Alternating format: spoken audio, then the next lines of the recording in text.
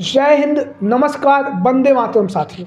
स्वागत है आपका हमारे इस यूट्यूब चैनल पे। जैसा कि आप लोगों को पता है, मिल्कीपुर विधानसभा उपचुनाव की जो तैयारियां हैं वो बहुत ही जोर शोर से चल रही हैं और उत्तर प्रदेश में आप लोगों को बताते चले मिल्कीपुर का जो माहौल है वो बहुत ही ज़्यादा जो है गर्म हो चुका है। उत्तर प्रदेश की राजनीति जो है वो कहीं ना कहीं भारतीय जनता पार्टी और समाजवादी पार्टी के बीच में जो है कड़ा मुकाबला हमेशा देखा गया है। 2022 हो, 2017 हो या लोकसभा का चुनाव 2019 रहा हो या 2024 रहा हो, दो ही पार्टियां उत्तर प्रदेश में अभी तक बनी हुई हैं, एक समाजवादी पार्टी और दूसरी जो है वो भारतीय जनता पार्टी।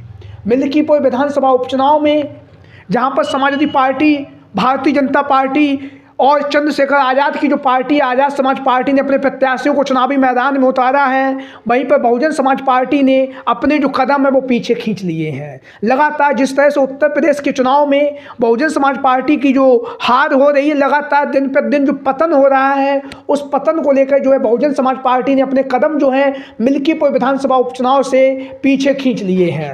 अब जो लड़ाई है मिल्कीपुर में समाजवादी पार्टी और भारतीय जनता पार्टी के बीच में कांटे की लड़ाई है, क्योंकि 2022 के विधानसभा के चुनाव में यहां से समाजवादी पार्टी के अवधेश प्रसाद पासी ने रिकॉर्ड मतों से जीत दर्ज की थी। वहीं पर उससे पहले 2017 के चुनाव में यहां से भारतीय जनता पार्टी की तरफ से बाबा गोरखनाथ ने जो है जीत दर्ज की थी और उससे पहले 2012 के विधानसभा के चुनाव में यहाँ से समाजवादी पार्टी के अवधेश प्रसाद पासी जीते थे।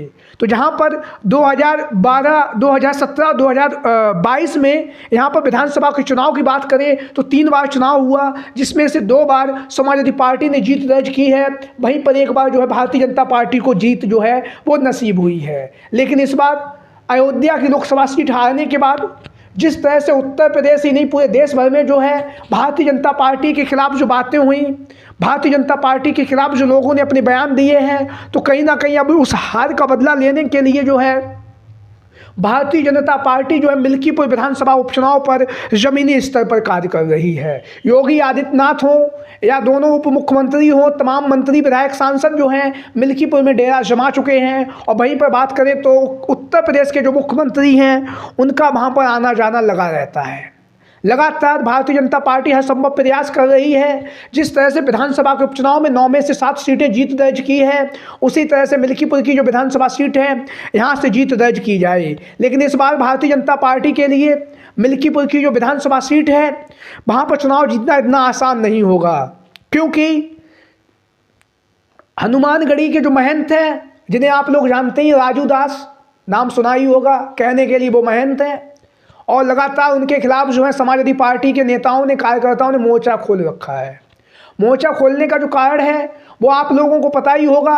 किस तरह से एक व्यक्ति ने, एक इंसान ने लोगों से मांग की, लोगों के बीच अपना एक संदेश भेजा कि अगर आप कुंभ में जा रहे हैं तो श्रद्धेय नेताजी मुलायम सिंह यादव जी के दर्शन जरूर करें। तो उस पोस्ट पर जो ट्विटर पे की गई, एक्स पे की गई, उसकी प्रतिक्रिया में जो संत जो है, जिन्हें नाम दिया गया, राजू दास ने अपनी प्रतिक्रिया दी और काफ़ी अपशब्द जो हैं वो श्रद्धेय नेताजी मुलायम सिंह यादव जी के बारे में बोले हैं और उनके उन शब्दों की जो है अब कड़ी निंदा हो रही है।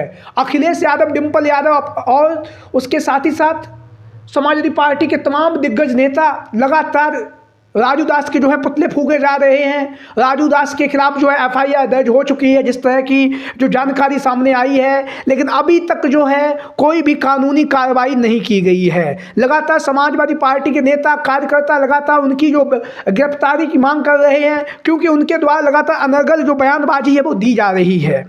राजू दास को लेकर लगातार समाजवादी पार्टी के नेताओं का, कार्यकर्ताओं का गुस्सा जहां पर 7वें आसमान पे है, वहीं पर मिल्कीपुर विधानसभा उपचुनाव से पहले भारतीय जनता पार्टी के जो उसके सहयोगी साथी हैं वो भी अब भारतीय जनता पार्टी के खिलाफ हो चुके हैं।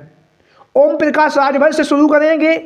ओम प्रकाश राजभर भारतीय जनता पार्टी के सहयोगी दल हैं, वर्तमान समय में उत्तर प्रदेश की सरकार में मंत्री भी हैं। उन्होंने जो है जो राजू दास के द्वारा जो नेताजी को लेकर जो प्रतिक्रिया दी है उस पर ओम प्रकाश राजभर ने अपनी बातें कही हैं। और ओम प्रकाश राजभर ने जहाँ पर इसकी कड़ी निंदा की है वहीं पर उन्होंने कहा है कि नेताजी जो मुलायम सिंह यादव जी थे उन्होंने पिछड़ों के बीच में एक नई चेतना का जागृत की और उनकी वजह से ही हम लोग जो हैं पिछड़े समाज के जो लोग हैं वो हक और सम्मान की जो लड़ाई है वो समझ सके। और आज जो हम लोग यहाँ पे पहुँचे हैं उसमें श्रद्धेय नेताजी मुलायम सिंह यादव जी का बहुत ही महत्वपूर्ण योगदान रहा है। तो ओम प्रकाश राजभर ने जहाँ पर कड़ी निंदा की है वहीं पर उन्होंने कहा है कि महंत राजू दास का जो बयान है उस पर कार्रवाई भी होनी चाहिए। मुलायम सिंह यादव बड़े नेता थे, 4 बार के मुख्यमंत्री, रक्षा मंत्री भी रह चुके हैं। मुलायम सिंह यादव पिछड़ों के नेता रहे हैं, उनकी वजह से पिछड़े में जागृति पैदा हुई है।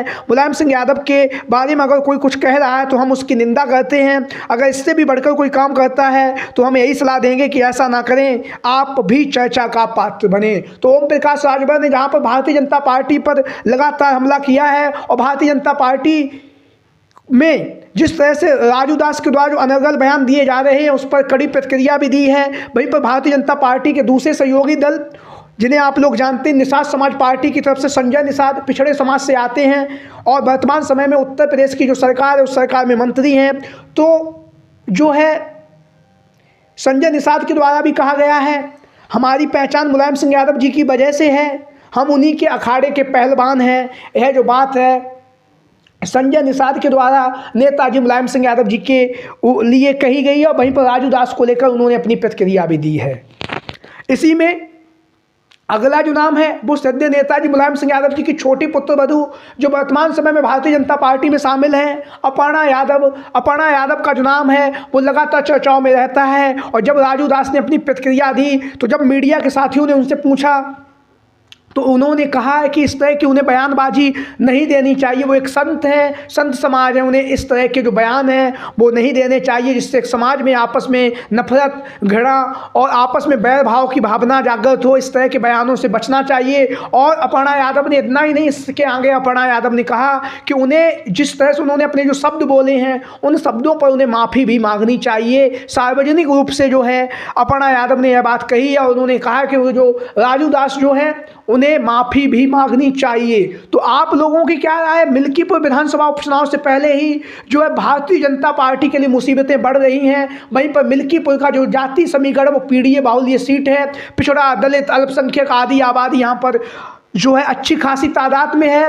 और कहीं ना कहीं अब जो मिल्कीपुर का विधानसभा जो उपचुनाव है वो अगड़े बसस पिछड़े और दलित का हो चुका है, क्योंकि अब जो टिप्पणी अयोध्या के जो राजू दास जी हैं उनके द्वारा की गई है उसे अब पिछड़े समाज के जो लोग हैं उसे अपना अपमान महसूस कर रहे हैं, अपमान की बातें कर रहे हैं। और अब निश्चित तौर से मिल्कीपुर विधानसभा का जो उपचुनाव है यहाँ पर भारतीय जनता पार्टी के लिए एक बार पुनः मुसीबतें जो हैं वो खड़ी होने जा रही हैं। पिछड़े बाहुल्य सीट है, अखिलेश यादव लगातार पीडीए की बात कर रहे हैं, वहीं पर भारतीय जनता पार्टी की तरफ से लगातार जो है मिल्कीपुर विधानसभा सीट को जीतने के लिए जद्दोजहद की जा रही है। आप लोगों की राय कमेंट बॉक्स में। आज की वीडियो में इतना ही। जय हिंद, जय भारत।